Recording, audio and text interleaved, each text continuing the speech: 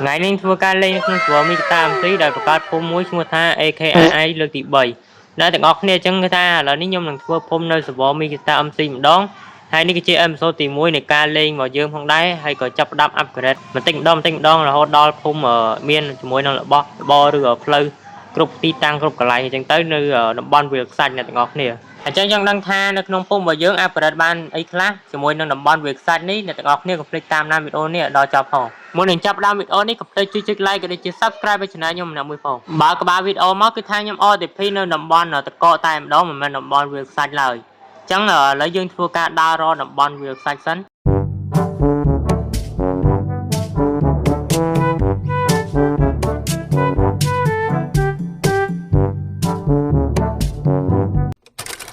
ឥឡូវយើងកាត់មកហ្មងទៅអ្នកទាំងអស់គ្នាអញ្ចឹងឥឡូវខ្ញុំបានមកដល់ទីតាំងតំបន់វាលខ្សាច់ហើយយើងធ្វើការជាមួយនឹងកាប់ដីខ្សាច់កាប់អីចឹងអ្នកទាំងអស់គ្នាដោយសារតែនៅតំបន់ហ្នឹងគឺមានឡៃខ្លះវាដីរៀងទីទួលអញ្ចឹងទៅដូចតែអ្នកទាំងអស់គ្នាឃើញសកម្មភាពចឹងគឺថាមានគ្នា TPA មកច្រើនមែនតើដោយសារតែគាត់អ្នកភូមិចឹងណាហើយគាត់តាមដល់ឡៃហ្នឹងទេមានតែខ្ញុំហើយនឹងអ្នកផ្សេងទៀតចឹងណាពី3នាក់អីចឹងទៅគាត់បានមកដល់តំបន់ហ្នឹងមុនហើយអ្នកខ្លះក៏ធ្វើផ្ទះឲ្យមុនខ្ញុំទៀតអ្នកទាំងអស់គ្នាអញ្ចឹងទៅគឺ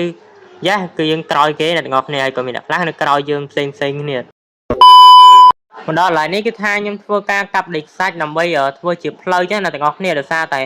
យើងអ្នកគ្នាមានអ្នកខ្លះគាត់ក្លែមlênនៅលើភ្នំអ្នកទាំងអស់គ្នាអញ្ចឹងទៅគឺយើងនៅក្រោមគឺនៅការធ្វើផ្លូវទៅអីទៅមកអញ្ចឹងអ្នកគ្នាហើយមើលទៅគឺតំណងមែនតើដោយសារតែនេះយើងគាត់វានៅលើផងនៅក្រោមផងអញ្ចឹងទៅហើយអ្នកខ្លះក្លែមនៅក្រោមអ្នកខ្លះក្លែមនៅលើទៅគឺលោយកតែម្ដងមកដល់ឡៃនេះគឺថាប្រូនេះគាត់មកក្លែមlênនៅកណ្ដាលផ្លូវគេតែម្ដងប៉ុន្តែក៏មិនអីដែរដោយសារតែគាត់ចេះរៀបចំហើយអញ្ចឹងខ្ញុំឲ្យគាត់រៀបចំកាត់ជាមួយនឹងផ្លូវហ្នឹងទៅអ្នកទាំងអស់គ្នាហើយបន្ទាប់មកខ្ញុំក៏បានធ្វើដំណើរដើរលេងអ្នកទាំងអស់គ្នាហើយពេលហ្នឹងគឺឃើញឡៃនេះគឺក្លែមប្រឡងមែនតើអ្នកទាំងអស់គ្នាហើយមកនៅដើមស្រួលគឺអាចនឹងធ្លាក់ចុះទៅខាងក្រោមហ្នឹងតែម្ដងបន្ទាប់មកខ្ញុំក៏បានសម្រេចចិត្តធ្វើការជួសជុលឡៃហ្នឹងបន្តិចទៅដោយសារតែកន្លែងហ្នឹងគឺមានឡាវ៉ាអាចនឹងដើរធ្លាក់ប៉ុន្តែអ្វីសំខាន់គឺខ្ញុំយកដីខ្សាច់មកដាក់ដល់ពេលចឹងទៅគឺវាធ្លាក់ទៅក្រោមចឹងទៅគឺចំណាយពេលយូរមែនតើទៅរាន់តែបិទកន្លែងហ្នឹងហើយគេថាទីបំផុតគឺយើងបិទហើយអ្នកទាំងអស់គ្នាហើយកន្លែងនេះគឺនៅសល់កលិចទូចទេអ្នកគ្នាបាទហើយខ្ញុំបិទតែប៉ុណ្្នឹងសិនទៅអ្នកទាំងអស់គ្នាដោយសារតែកន្លែងហ្នឹងគឺយើងត្រូវតែបិទចឹងឯងបើមិនចឹងទេគឺដើរធ្លាក់ឡាវ៉ាមកដល់កន្លែងនេះខ្ញុំធ្វើការកាប់ជាមួយនឹងដុំនេះចឹងណាជាមួយនឹង sandstone អ្នកគ្នាហើយប្រូនេះគាត់សុំជាមួយនឹង pink អីឬក៏អីទេខ្ញុំអត់ដឹងដែរអ្នកទាំងអស់គ្នាឬគាត់ចង់ខ្ញុំទាញចូល team ទេដោយសារពេលហ្នឹងខ្ញុំអត់ទាន់ទាញគាត់ចូល team ទេហើយខ្ញុំក៏បានបោះ pink គាត់មួយដើម្បីជួយកាប់ខ្ញុំទៅមកដល់កន្លែងនេះគឺថាខ្ញុំធ្វើការរៀបចំអញ្ចឹងណាអ្នកគ្នាដោយសារតែឥឡូវនេះគឺមេក្នុង game ហ្នឹងគឺភ្លឺហើយបន្ទាប់មកខ្ញុំក៏បានធ្វើការ claim land អ្នកទាំងអស់គ្នាដោយសារតែខ្ញុំអត់ទាន់ claim land ទេតើពីបាន claim រួចគឺថាខ្ញុំចាប់ដើមរៀបលបងផ្ទះយើងអញ្ចឹងណាដោយសារតែយើងនៅក្នុង land របស់យើងគឺយើងត្រូវការរៀបលបងអីដើម្បីការពារពីពួក zombie អីចឹង skeleton អីចឹងដោយសារតែក្នុង server មីកាតានេះគឺ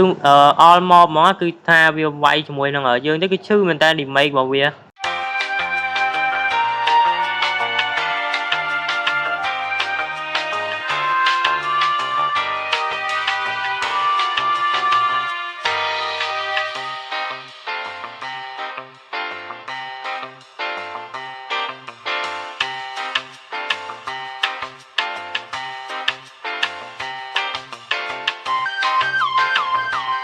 មកដល់កន្លែងនេះពេលយើងកំពុងតែកាប់ដីក៏មានskeleton នេះមួយអ្នកគ្នាអញ្ចឹងដូចខ្ញុំនិយាយអញ្ចឹងគឺថា server នេះគឺគេដាក់ hard mode តែពេលអញ្ចឹងទៅគឺពិបាកវាយមែនតើអ្នកគ្នាគឺតែវាយត្រូវវាតែ3វាបាញ់តែ4គ្រាប់ឯងគឺនេះតែម្ដងទៅតែម្ដងអ្នកទាំងអស់គ្នាឥឡូវនេះយើងធ្វើការកាត់ជាមួយនឹងដីការងារបន្តទៀតនិយាយថាដីខ្សាច់នេះគឺញ៉ៃមែនតើយើងកាប់វាឲ្យទលាយទៅដោយសារតែវាញ៉ៃអញ្ចឹងណាប៉ុន្តែយើងកាប់ប៉ុណ្ណាក៏វាពិបាកដែរដោយសារតែនេះជាមួយនឹង shovel របស់យើងគឺកាប់ទៅដាច់លឿនមែនតើគឺខូចយកតែម្ដងទៅវាលឿនខ្លាំងពេកតទៅពីកាប់រួចយើងធ្វើការដាក់ដីហ្នឹងបិទកន្លែងណាដែលមានទីទួលអញ្ចឹងវាស្មើថេងអញ្ចឹងកុំឲ្យវាមើលទៅក៏ក្រិចពេកហើយហ្នឹងហើយអ្នកទាំងអស់គ្នាគឺយើងដាក់បិទអញ្ចឹងទៅនិយាយទៅគឺអត់មានអីបាក់ទេហើយអ្នកគ្នាឃើញ land ពួកគាត់ចិត្តហ្នឹងគេថាពួកគាត់លេងគាត់លេងតែបានមួយថ្ងៃគឺថាបានដីបានអីពេញហ្នឹងបាត់ហើយតមកទៀតនេះគឺថាខ្ញុំធ្វើការបិទដបងផាត់ជុំវិញអញ្ចឹងណាគឺយកជាមួយនឹង sandstone ខ្ញុំមកដាក់អីចឹងទៅគឺហ្នឹងហើយអ្នកគ្នាឲ្យវាមាំណាអ្នកគ្នាហើយណាមួយមិនមាំអីទេអ្នកគ្នាគឺកុំឲ្យ zombie ដូចជា skeleton creeper មកចូលញ៉ៃយើងរំខានយើងដោយសារតែគេដាក់ hard mode អញ្ចឹងគឺវាផ្ទុះមួយងាប់យកតែម្ដងហើយមកដល់ឡៃនេះគឺថាខ្ញុំឃើញជាមួយនឹងភូមិអ្នកគ្នាហើយឃើញ villager មួយផងដែរដោយសារតែវា នេះចឹងអ្នកគ្នាគឺគេអត់ទាន់បានកាប់វាទេឬក៏យកវាទៅទេហើយខ្ញុំឃើញ villager មួយដេកនៅក្នុងហ្នឹងក្រៅនៅខាងក្រោមភូមិគឺខ្ទេចខ្ទីយកតែម្ដងតមកទេខ្ញុំក៏បានធ្វើការដាក់ explore នៅកន្លែងហ្នឹងតិចទៅហើយកាប់ជាមួយនឹងឈើផងដែរដោយសារខ្ញុំខ្ជិល RTP ទៅកន្លែងឆ្ងាយព្រោះថាអមដល់កន្លែងហ្នឹងហើយគឺយើងកាប់កន្លែងហ្នឹងទៅសារមានឈើដូចគ្នាទេអ្នកគ្នាហើយធ្វើការកាប់វាដើម្បីយកក្រាស់ចឹងណាហើយមកដល់កន្លែងនេះគឺថាខ្ញុំកាប់ជាមួយនឹងថ្មដើម្បីចុះទៅខាងក្រោមកុំឲ្យធ្លាក់ចឹងណាអ្នកគ្នាហើយកាប់ចុះកាប់ឡើងក៏ឃើញជាមួយនឹងiron ចឹងហើយអ្នកគ្នាហើយធ្វើការកាប់ iron ខ្ញុំមកដែរទៅដោយសារតែយើងធ្វើការ iron ដែរបាទវាសំខាន់មែនតើតបមកខ្ញុំក៏បានលោតចំមកកន្លែងនេះហើយឃើញថាកន្លែងនេះគឺមានជាមួយក្រែខ្ញុំស្មានតែមាន villager នៅក្រោមហ្នឹងពេលខ្ញុំចោះមើលទៅគឺអត់គ្មានស្អីយកតែម្ដងហើយខ្ញុំក៏បានកាប់ក្រែយកទៅជាមួយទៅប្រហែលជាម្ចាស់គេរយក villager ទៅជាមួយចឹងតែតែគឺ villager ងាប់អស់ដោយសារតែគេកាប់ចឹងណាហើយចឹងទៅខ្ញុំក៏បានមកកាប់ដែរទៅអ្នកនេះកាប់ក្រែគេយកទៅជាមួយទៅ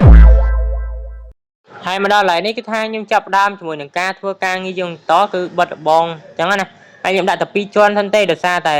និយាយបានថាយើងនៅខ្វះរបស់របរច្រើនចឹងណាតែយើងធ្វើតែប៉ុណ្្នឹងសិនដើម្បីបញ្ជាក់ថាឡែនហ្នឹងឡែនមកខ្ញុំអញ្ចឹងណាហ្នឹងហើយគ្នាយើងគឺធ្វើទៅយើងធ្វើចឹងទៅដើម្បីងាយស្រួលគ្នាយើងដឹងដែរចឹងទៅ